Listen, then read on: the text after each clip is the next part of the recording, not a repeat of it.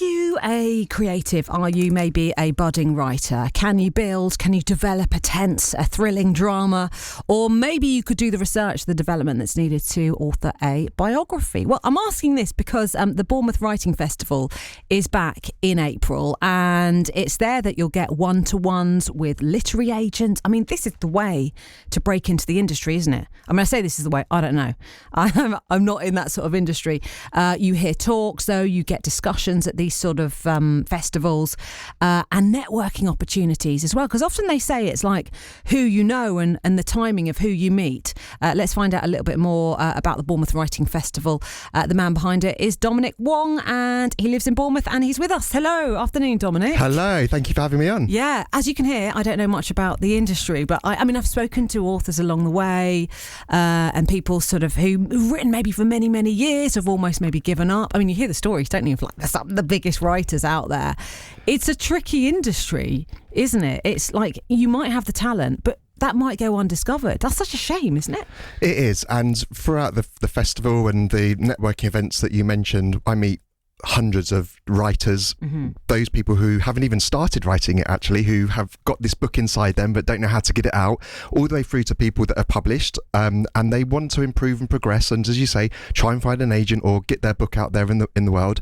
And you know, the Writing Festival helps them do that. So as you said, this year we've got over 100 different writing events and activities happening over the 3-day weekend, full of talks and workshops, but networking events and activities to inspire people to write. And if you don't know anything about the industry, this is the perfect place to come and find out which is the best route for you, because a traditional route might not be the right one for you, because so many people self-publish now because it's so easy to do.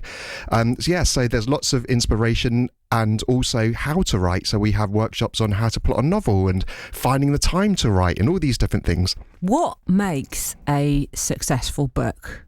And that's a hard question to answer, isn't it? Like, what makes the best-selling authors the best-selling authors? What is it about them? What's the nugget that you need to have inside of you? Because you talked about people who they haven't put their book out already, but how do they even know they're going to be a good writer? Well, the first thing to do is to try, and it's just to put some words down on paper and see what comes out. And that first time's not going to be that good, right? It probably isn't, but writing is a journey, and you're not going to write a Harry Potter within, on your first try. Oh, give up then. I'm not going to be JK, that's it. I'm hanging up my pen. But what the writers that I meet, they're on a journey, and sometimes it's a journey of discovery, and a lot of the times speak to people, it's coming from inside. So writing is a very personal way of expressing yourself. Yes, but you've got to connect. It might come from you, but that inside has to connect with other people. Absolutely, and I think that's the hook. And that's what, if you start to tell your story, then you never know who it's going to resonate with. It's going to resonate with somebody. And that's the thing, is that not everybody reads the same thing. There's so many different niches. You've got romance, and you've got thrillers, and you've got biographies, and you've got non-fiction. So, the kind of ethos of the festival is to inspire writers to write and to improve and progress your writing journey, really.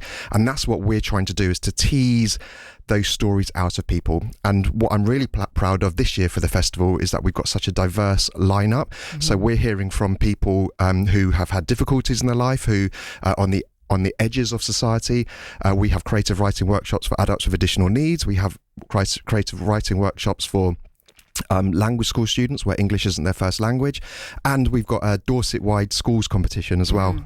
What's a result for you if someone comes to the festival, and what do you want to see? Like, give me the success stories of what the festival has managed to do for people. I think the first thing is people want to be published. They want to figure out how they can get their books out into the world and for people to read them. But what I didn't realise actually from an outcome from the first festival was this community feel, and I didn't really pick up on it until the actual festival. And writing is a lonely business, and we all sit behind our laptops and you write, and what the outcome of the festival has been, this thriving, inclusive, welcoming community that we've created here in Bournemouth, but also online on our Facebook group, where you connect with other writers and you just feel like someone's got your back. And that if you want to ask somebody, does this need a hyphen, or does this sentence make sense? There's a group of people that will help you. And that's what drives me, actually. That's a real kind of passion point where we've developed this community, and it's happening in Bournemouth, and it's really exciting, and people feel connected. That's really good to hear. You just reminded me, because I wrote a column. I've written over the years kind of bits here and there. It's so frustrating. I'd like have a blank page, because I'd get an email from the editor of the magazine going, yes, Lucy, where's your column, when are you handing it in? And I'd be like, oh. And I found the whole process of writing really, really stressful. And I'd get to the end of it and I'd do the piece and I'd be really dead chuffed, and I'd see it in print and go, oh, it's amazing. And then I'd know next week I have to write another bit. I can't be the only person who felt like that about writing. That's absolutely true. And so we do networking events throughout the year. In November this year, we did what I called a writing cocoon. So I hired a room in Bobby's in the town centre, and it was just a space for people to write. It was a safe haven. And what we found was that people would just chat, and then we went out for lunch, and and another outcome, which I don't hear about, are people becoming friends as a result of this, and they're becoming writing buddies or whatever it is.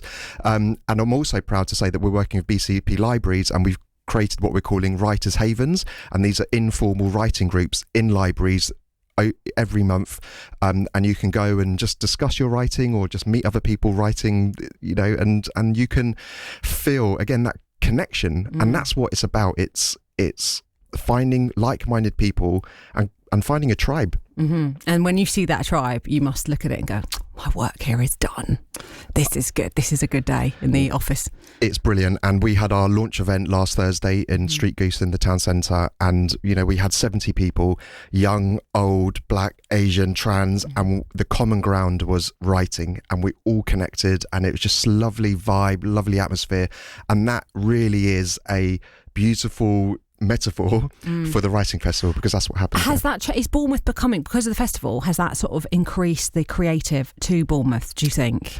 I lived in Bournemouth, and I've kind of dealt with lots of different creatives, and the way I describe it is I feel like there's lots of dots, lots of creative dots all around Bournemouth and all around BCP and all around Dorset, and what this festival has done is really pulled them together into this group, and this is just one subsector of the creatives, of writers, and there's so many more. There's dancers and there's performers and there's comedians and all those kind of people, and what I really want to do is create a cultural hub within Bournemouth, and that would be brilliant, because we've got the two universities, and we've got this kind of, what I tell people is this kind of underlying